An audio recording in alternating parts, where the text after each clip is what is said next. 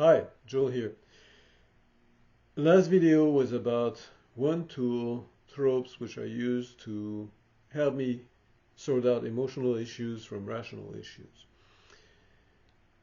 This video here is about three tools I've been using to try to get to the essence of a matter when I'm trying to read a document that I really don't like, that triggers me. So trigger warning for everyone. The first one is Grammarly. Grammarly let me decide several things. One, whether a document has been carefully edited or not. Believe it or not, some official documents don't seem to have been proofread. So that's a big one. The other one is Grammarly will let me figure out if there's some plagiarism, if some sentences in document appear elsewhere in some parts of the web, and then that lets me find other related documents that make shed lights on what I'm trying to read. The other tool I want to talk about is Hemingway Apps. It's a free tool that measures the readability of a document. So sometimes it's hard to read a document, not so much because of the context and because of the way the sentences are turned. And very often the parts of the document that are not well thought out are also the most obscure. So that's another use for a tool.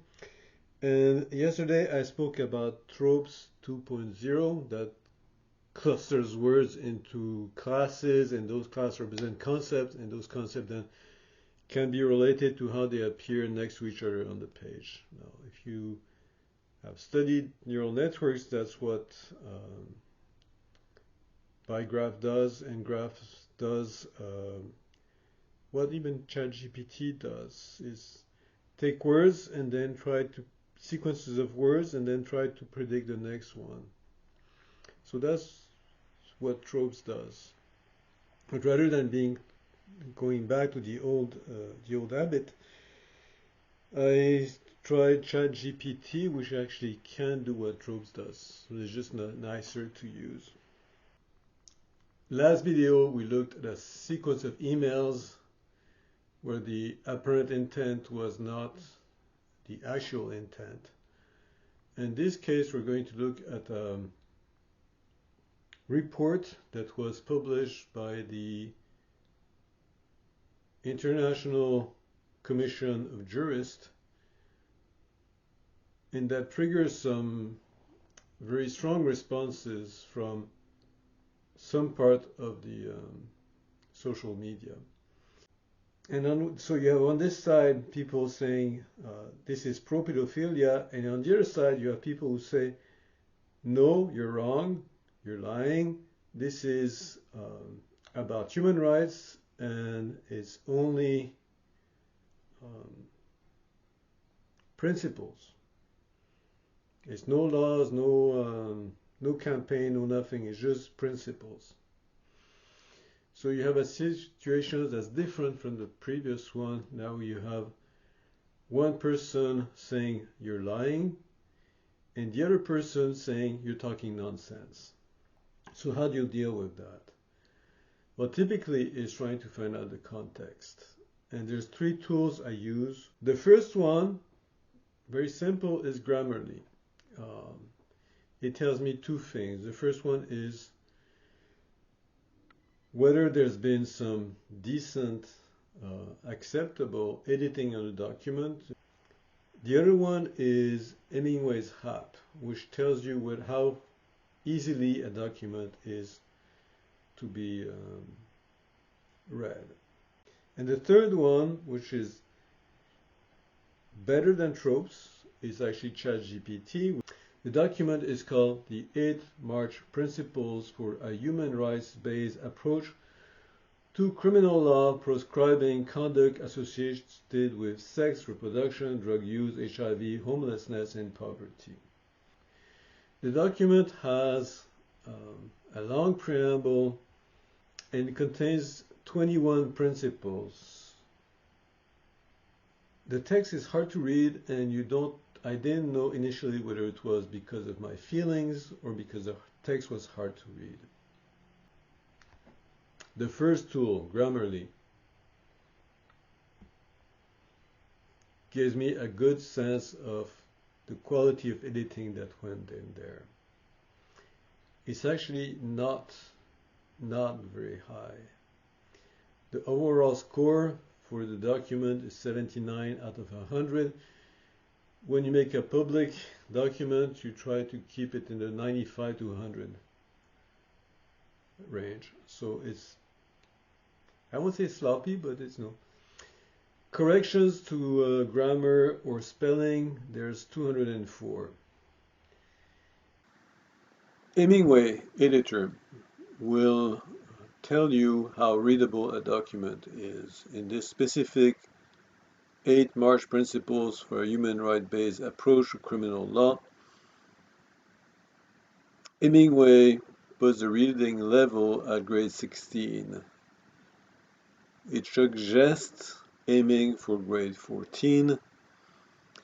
Typically, when something is written for Congress, it is prepared for grade 10. Not because people in Congress are stupid, but because they're so busy that they don't have time to dig into things. And then there's this saying, whose attribution is contested, that show me a mathematician who cannot explain his work to a 6-year-old, and I will show you a phony mathematician. So no matter how complex the things are, we should be able to express them simply. That's not the case for this document. The document is not meant to be understood by everyone. It's most likely meant to be understood in a couple of years when those principles will have gelled into policies, and they can go back and say, we said this thing and now we're delivering those things. I think that's my educated guess about it. So here's what Hemingway's judgment is about the text. You see, most of it is actually very hard to read. So it's kind of reassuring that it wasn't only me having trouble reading the document. The document is not an easy one. Principle 3, Principle 4 are more clearly enunciated, and Principle 3 actually turns out to be quite important, at least in my opinion.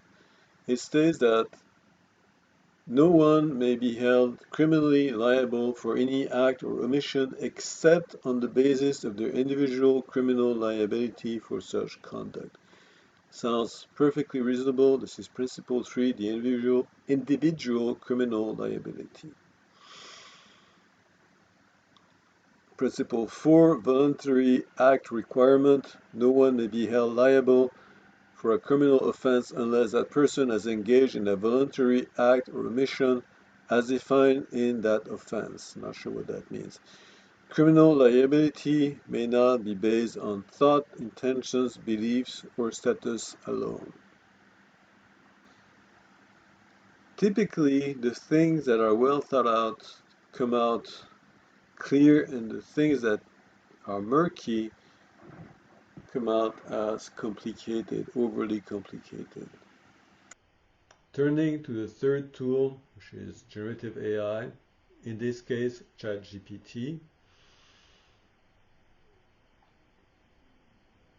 The immediate thing, the lazy thing to do, the one I did first, is to put all the document in ChatGPT and expect it to summarize it, and then, since it can't do it, break up the document and then put it into the software and ask that each segment be summarized. What I did here is input all 21 principles into ChatGPT and then ask questions.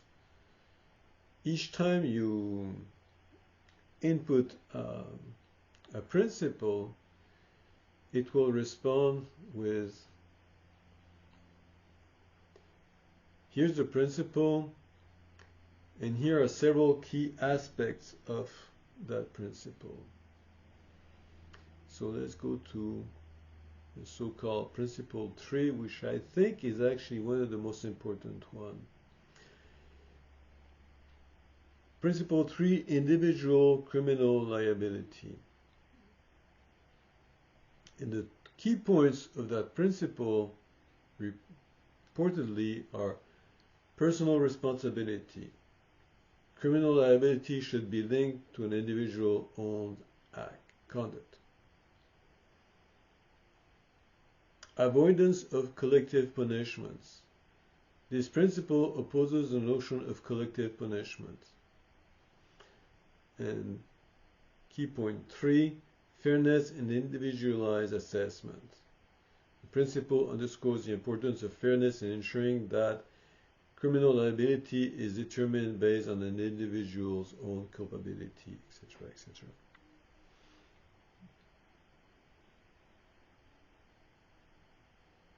Here's the catch. Let me keep it short. Avoidance of collective punishment has two possible implementations. One is where somebody does something bad and everybody in that group is suddenly punished for the individual, which is totally wrong. On the other hand, if a corporation has a track record of not reining in its contractors, its subcontractors, its employees, if they've been caught causing cholera outbreaks, exchanging people for favors, put it this way, then that organization may very well be liable to criminal liability. And so personally, my educated guess, is just a guess, is that this document tries to prepare the way for not holding the UN accountable for wrongdoing by its members or its contractors, subcontractors, agents, and so forth. And again, in my opinion, that's a more likely scenario than wanting to promote despicable acts on children. Let me be clear about this one. Science does not advance one discovery after the other. Science is always relative. You always have a choice between two alternatives and you pick the most likely.